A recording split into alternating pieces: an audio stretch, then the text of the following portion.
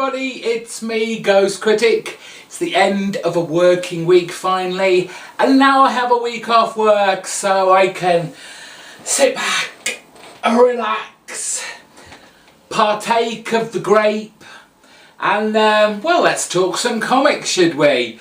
There was a lot of comics this week, though to be fair, I don't have a lot to say about them. At least not a lot of them, because it was very difficult getting past certain elements of this week's stack of comics. Now we're going to kick off with, from Dynamite Entertainment Comics, it's the Twilight Zone Annual. Now, I said on Wednesday when I showed this off, this is like an anthology, kind of one-shot annual with 3 separate stories in it. I wasn't too impressed, to be fair. The first 2 were kind of be careful what you wish for kind of deal. One dealing with a kind of politician type guy trying to push forward a I don't know, a kind of motion that would take away even more kind of benefits to the poor and the people that actually need them. And the second one was a guy who was really into kind of his Renaissance fairs, dressing up, and actually ended up in that time and realising wasn't as fun as the fairs made out. The third story, and the most clunky one for me of the 3, was basically a not too subtle diatribe about the evils of social media, and if we're not posting what we're up to every hour on the hour, are we actually there at all? Yes, this wasn't written by J. Michael Straczynski. It was a guy called Mark Rayner. They just felt, especially the first 2, they felt like average Twilight Zone TV episodes. And they'd obviously, or he'd obviously gone back and looked at some old episodes, because they were reminiscent of certain episodes that I'm sure I've read, sorry, not read, but seen before. So on the whole, I was kind of disappointed with the annual for Twilight Zone, but I've been really enjoying the singles, so it's not as if because of this I'll be dropping it. Batman Eternal issue 11. Oh my goodness, what is going on? From the cover, the kind of really awkward looking cover, if I am being completely honest. This is very much a Batgirl centric issue. She's down in South Mexico, was it? Not that you'd think that, oh, I don't know what it was about this issue. It felt very farcical, silly, like a UK TV sitcom from the 1970s. It had kind of half-naked men running around, and kind of women running after him, and obviously Batgirl trying to get him to get information about her father. While the story should have been quite serious, the whole setup of it, the whole art style, which the art isn't bad at all. It has this kind of European, almost Paul Pope-esque style to it, but to be honest, a lot of it, and I don't know if this is intentional, but it seemed to be a lot played for laughs, and it just didn't kind of get the point that, you know, Batgirl is completely, not lost it, but she's far too full of rage. Her thoughts are far too blinkered to think logically and, in some respects, safely in this. We have some ridiculous, ineffectual kind of villains of the piece. Some lady that has a scorpion for a head. who seems to do little, if any, damage whatsoever. And then, oh, I hope they don't keep doing this, but yes, Mexico Batman turns up and does nothing but stand there pretending to look badass, really. Oh, what's his name? Jason turns up at the end, who's gone there at the bequest of Batman to watch over Batgirl. Doesn't really seem to do a great deal apart from tell her, you know, you're doing a crap job, don't you? It was... this is a low point for Batman Eternal, in my opinion. Yes, the artwork was fantastic, it was fun, it was infinitely different to anything you've yet seen on Batman Eternal. I'd love to see more of Ian Bertram's art. I don't think it's ready for a Batman title, or I don't think Batman title is ready for Ian Bertram's style. So another issue that I wasn't incredibly impressed. There might have been stuff within here that I kind of missed, but that's due, as I said right at the top, it was very farcical, and the kind of extreme, highly stylized European artwork in here, which should have highlighted it all, actually was to the story's detriment. Another one that I can't quite get past a certain point to realise, am I actually enjoying this? It's Amazing Spider-Man issue 2, and it's the whole Anna Maria looking like a 12-year-old girl. It's bad enough that, you know, she thought she was dating Peter Parker, who still... the way she's drawn here is still quite her senior, but then when Peter explains to her that that was when Otto Octavius was kind of using my body, that makes it all the more worse. I mean, must be twice the age of Peter Parker, and it creeps me out. It really does, and it was very difficult to get past that to actually concentrate on the story going on here, which seems to have a little bit about Electro in here from what I can remember, and Spider-Man and Electro have a bit of a fight. See, I can't remember much else. They really need to sort out. I mean, I love Ramos's artwork.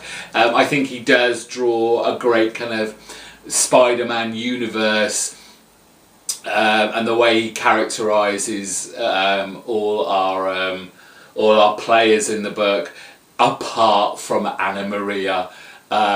We need her to grow up a little bit. This isn't Doogie Howser. No.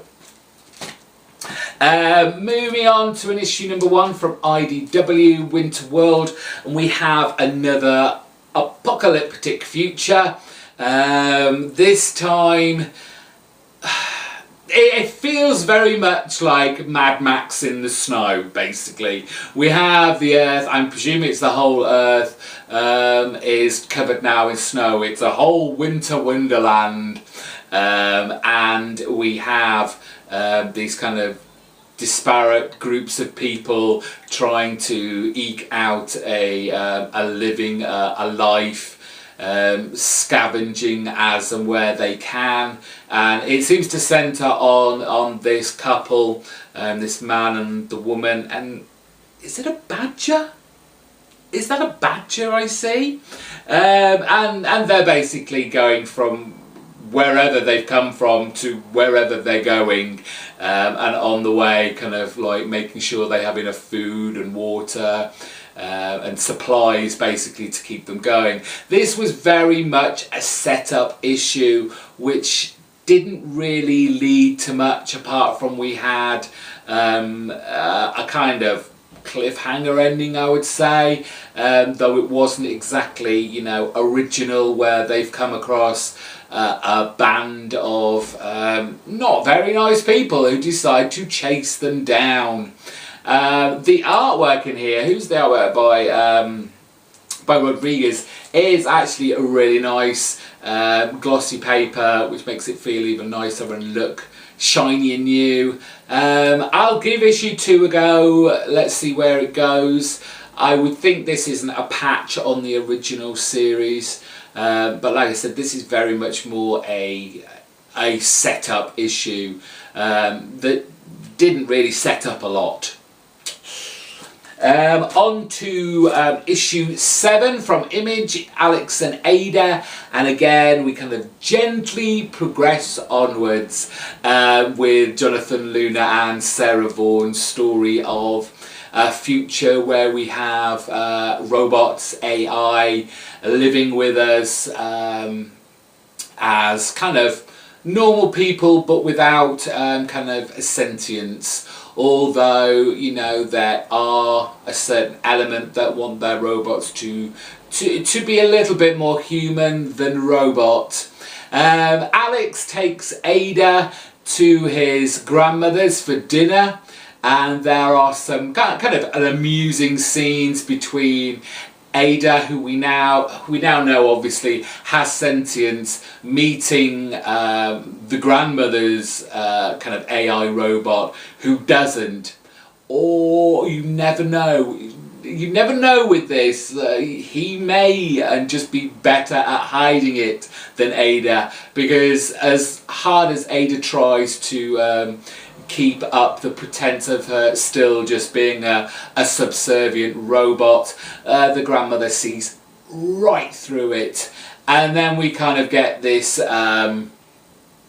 this ending where the kind of the government, the House of Justice, have splashed it all across the news that, you know, they're kind of getting a bit sick and tired of people turning the robots into sentient beings, and anyone who is found with a sentient robot, living with a sentient robot, will suffer consequences. So we finally get a little bit of drama towards the end of this book, and what's going to now happen to Alex and Ada.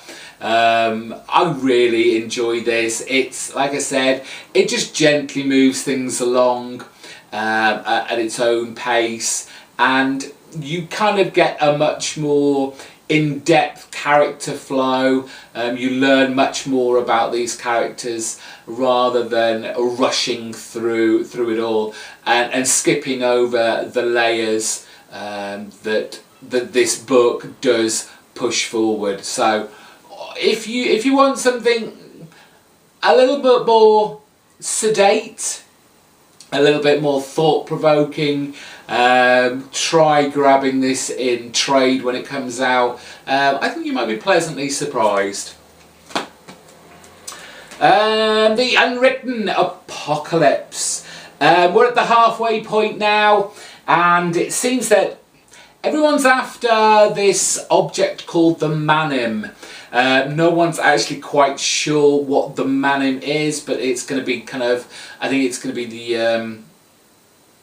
the object, the kind of artifact or whatever it is that is going to turn the tide and hopefully revert the world, or at least London, back to how it should be, instead of this kind of mishmash of stories and literary genres that are creating havoc around our group of heroes, for want of a better word. So, like I said, no one actually knows what this Manim is, and it's up to Wilson to give us a little bit of a literary history about it, and we get hints that it is connected to the Arthurian legend of the Holy Grail. And this is where basically this story, or at least this issue, ends with the introduction of the Arthurian legend. And that comes by the way of an old adversary of Tommy Taylor's, not Tom Taylor's, but Tommy Taylors, who is reborn in this issue and comes with all manner of evil, bat, rat-like enemies to help him out. Another fantastic book. I love the scenes between Madame Roush and a very demonic looking Pullman, beautifully drawn by Peter Gross. As always, just like Fables, which we'll talk about in a bit, it's just a really kind of magical, immersive, interesting book that I'm certainly going to be going back and reading. I can imagine this reading very well in trade. Penultimate issue of Fatale, issue 23. And it gets very cosmically sexual in this issue. Josephine's endgame is basically reaching its climax, and once again through Josephine we get yet more glimpses into her past, and it just kind of reinforces the idea of Josephine as this kind of tragic character that, to be honest, hasn't really asked by the sounds of it for this kind of power she has over men, but however hard she tries to avoid it and divorce herself from it, it always catches up with her, and at the end of the day it doesn't and never works out well. So she has plans afoot, and as I said, that seems to take a sexual nature by the looks of it, and by the end of it our kind of main male character from the very beginning, I'm not sure things are going to end happily ever after for him. The artwork by Sean Phillips is amazing in this. He does some fantastic panelling work, huge double page spreads that just look gorgeous. From the beginning I've loved this kind of occult take on the crime noir genre, and who better to put this over than Ed Brubaker and Sean Phillips. Great stuff. And finally, Fables issue 141. We are on countdown now to the end of Fables at issue 150, and you know what? It doesn't matter that this issue is coming to an end. Bill Willingham is not going to go out quietly, and is yet again adding more layers to our fairy tale universe, from what had been happening after the adversary had been defeated way back, and what went on in the homelands, encasing all the rest of the evil that was there in as presumably unbreakable boxes and caskets and coffins. It goes back to where we saw the release of Mr. Dark, and what kind of he did to poor Fabletown, the evil that he cast off, and ruined all kind of Fabletown's safe haven from what was the homelands and how evil it was. They just all feel kind of like lost chapters in the Fables kind of canon, and it's here that Bill Willingham is basically stitching all these all together and making this kind of Fables universe as whole as he possibly can, and finished by the time he gets to the end of his run and the end of Fables. We also find out how Rose Red has become so powerful, so very special right now, and while we thought that was a good thing for Rose Red, maybe it's not so. We get a glimpse in at the 13th floor group. All the kind of witches and wizards, the magical users of our Fable universe, who are looking for new members to join their group, now that obviously Tuttenkinder has gone her way. Their numbers are starting to slim somewhat. But while they have all come together, they aren't all in agreement, and they aren't all very happy about the way things are going with obviously Rose Red and Snow White up at the farm. And it's up to Medea the Black Cat to have a word in Snow White's ear that there is a war coming, and she has always been in the past winners. She's always been at the head and leading things, leading these wars that they've had in the past. And anyone who's read Fables and is reading the trades, which I know a lot of you are now doing, well done. You will see this yourself, that she is very much a strategist and a leader, and make sure battles are won. And finally, right at the very end, is Bigby back. What have I always said about Fables? It's fantastic, and you should have all been picking this up from the very beginning. Now go out, buy the trades. And that's it. We're done this week. Thank you all very much for watching. I have decided on something. I am not going to do a review video next week. I'm going to have a week off to go with my week off work.